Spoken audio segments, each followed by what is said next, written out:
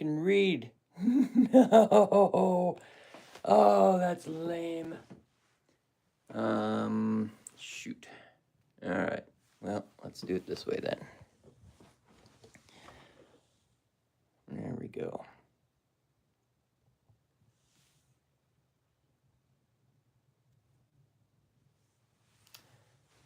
Okay.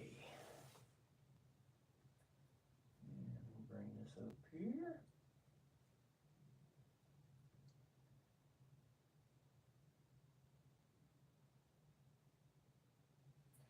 Wonderful.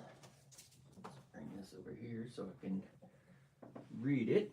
That way, I had to turn my camera around so you guys can actually read the writing on my wall.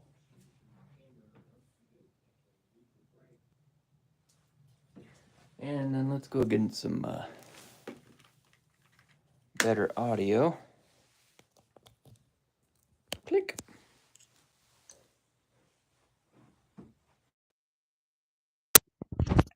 Bing bang. All right, how's the audio now? Yes. All right, how's the audio? Woo! Audio is beautiful.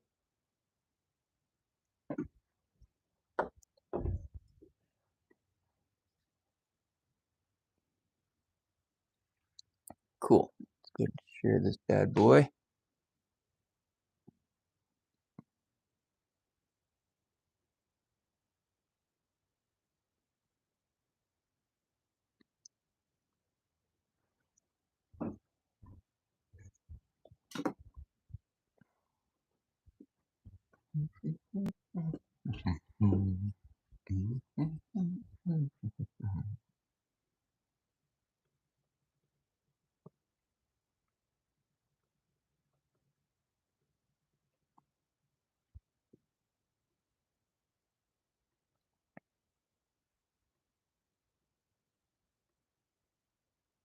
There we go.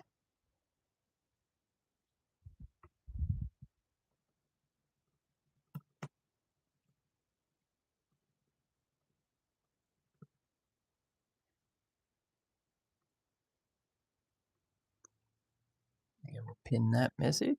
All right, beautiful. We're going to talk about the neck today. Hello, hello, hello. I think I am up and ready and rolling.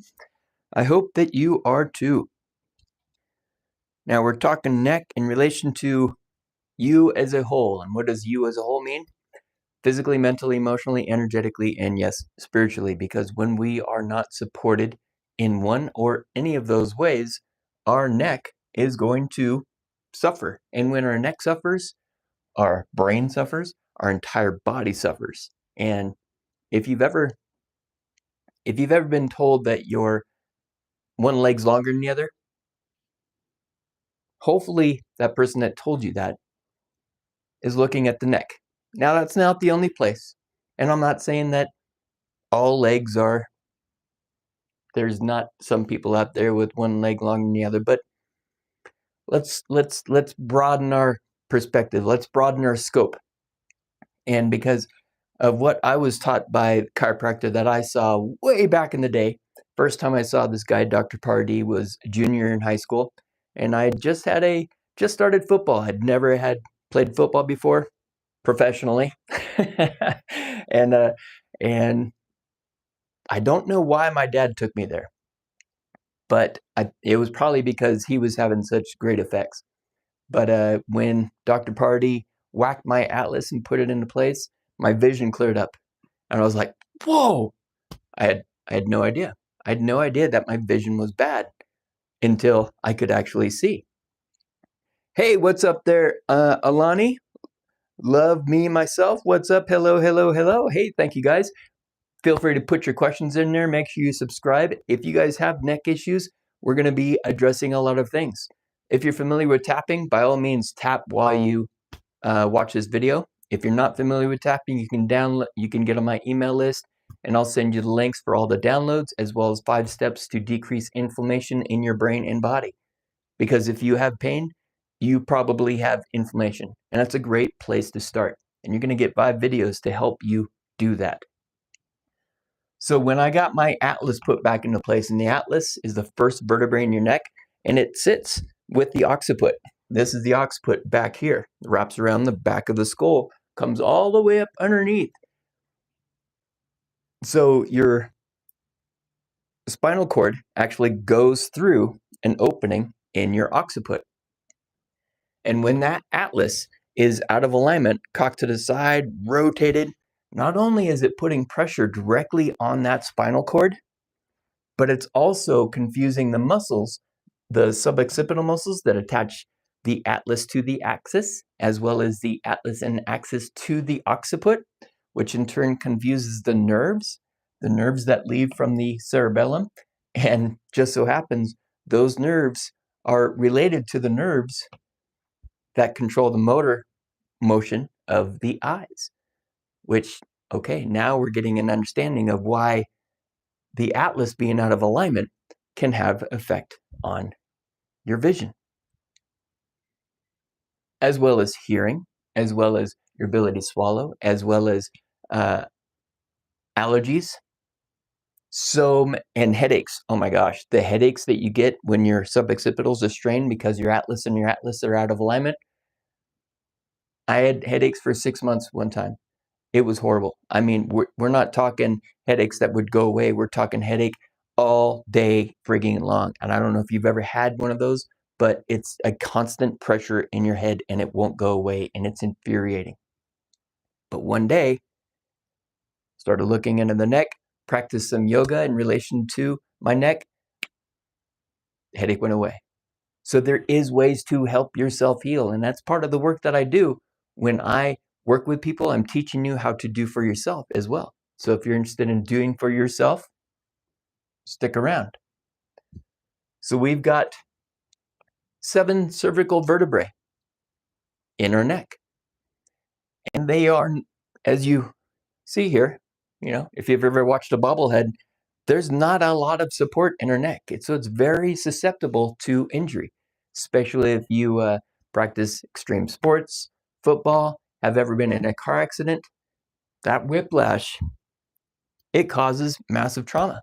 And then we get confusion in the muscles in the neck, the muscles that attach C2 all the way down to C6 and 7 to the ribs, to the levator scapulae, the levator scapulae attaches the shoulder blades.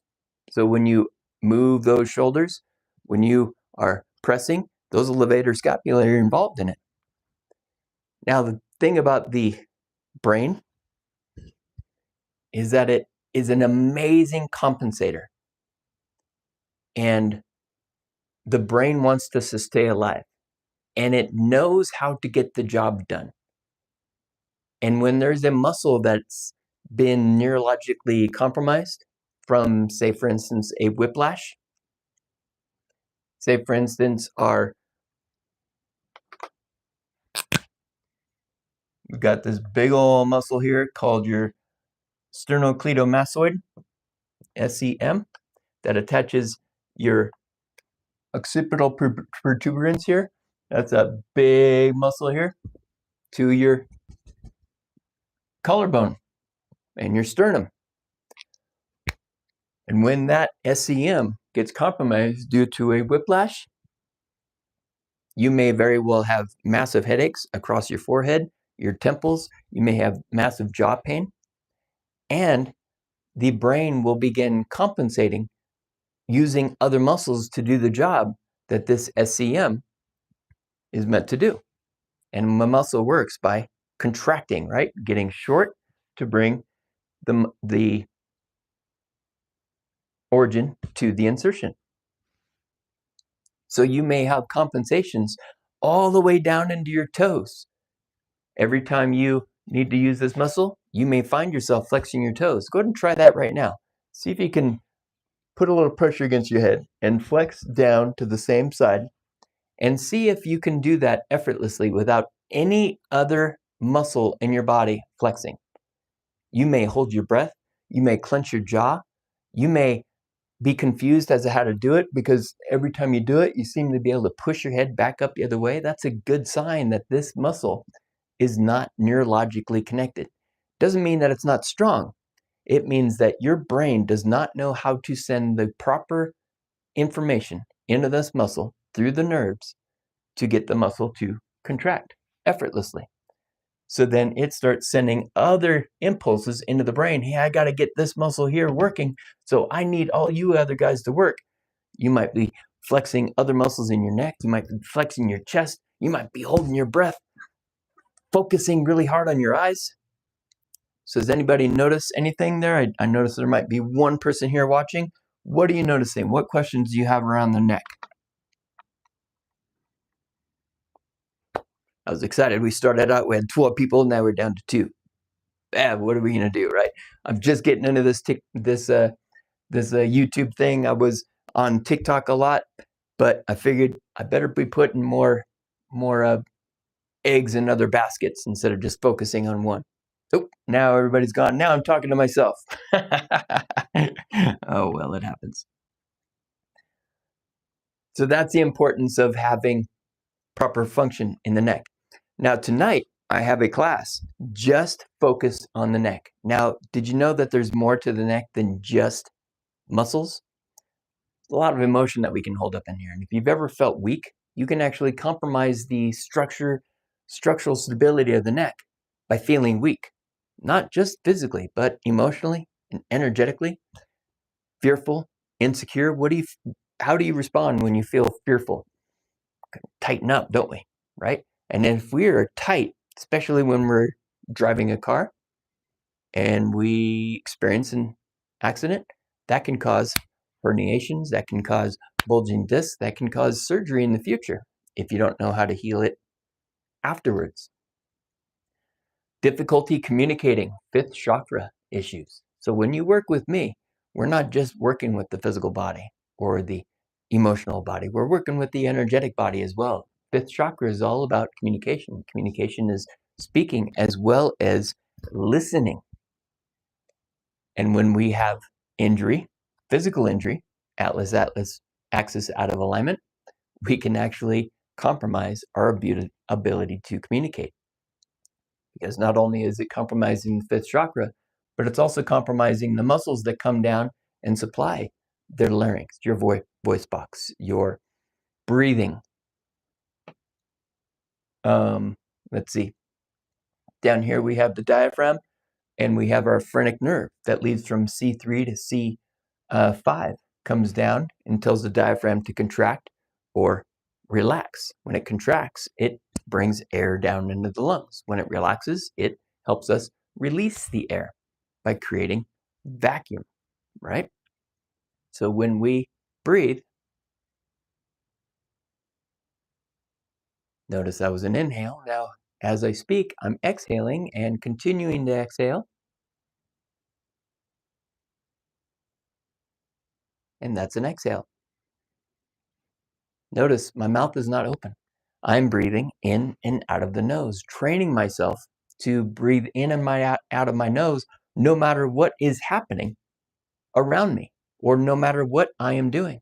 If you've ever seen the movie Terminator 2, the police officer that's chasing the kid in the motorcycle, chasing John Connor, he taught himself how to run, breathing through his mouth, because a robot doesn't have to open their mouth to breathe, right? So he trained himself to run that way, and he actually had to slow down because he was running so fast, he was catching up to the motorcycle too fast. Freaking awesome movie trivia, right? So this is the most efficient means of breathing. And when our jaw is closed, we're creating efficiency in the entire cranium, but also we're keeping our airway open. Wonderful. Any questions about the neck in relation to physical, mental, emotional imbalances? Like I said, tonight I have a class where we're healing all of the physical, mental, emotional, energetic, and spiritual connection in relation to the neck. And then I have classes 3 days a week as well. Tuesdays and Thursdays, 6 p.m. Pacific Standard Time, and Saturday mornings at 9 a.m. All the classes are recorded, so you can actually watch the class for 3 days afterwards to continue healing even deeper, continue learning even deeper. And then in relation to C1, that's related to a lot of fear. So you keep going to the chiropractor and they keep putting C1 and C2 back in alignment, and you feel good. But if you're mentally still afraid of the car accident, I mean, how did you get to the chiropractor in the first place? In the car, right? And if you've had a car accident and you're still experiencing fear, is it possible that driving to the chiropractor is a massive stress to you? And then he or she do their best job in order to put that atlas and axis back into alignment, as well as the rest of your body, against all the forces that are trying to keep it out because of all the stress that you're carrying. And they do a great job, and then what happens? How do you get back home? Well, you're jumping back in the car. And now as soon as you hear the beep beep, that might put you in a fear state. As soon as if you're driving an old car, you might need to open the door with a key. That puts you in a fear state. As soon as you put your hands on the steering wheel back into that position that you were in when the car accident happened, that might facilitate that fear state. As soon as you turn the car on, hear the radio, hear the tires turning on the asphalt, because sometimes that happens, especially in the summer. Again, putting you into fear state, causing the atlas to go back out of alignment into the rotation that it was before. That's why you have to see a chiropractor over and over and over and over again to overcome the subconscious tendencies in relation to your past.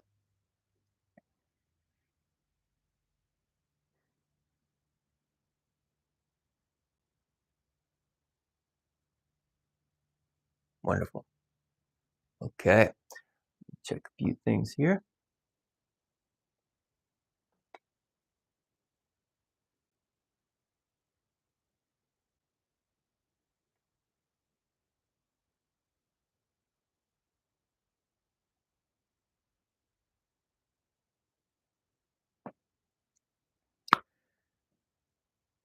Okay, let's see. Anything else about the neck? I think that's it. I think that's all I've got today. So again, check out my website, KimMcIntyre.com. If you want to get on an email list, check the link in my bio, and I look forward to helping you with your neck, your body, your entire self very soon. Thank you.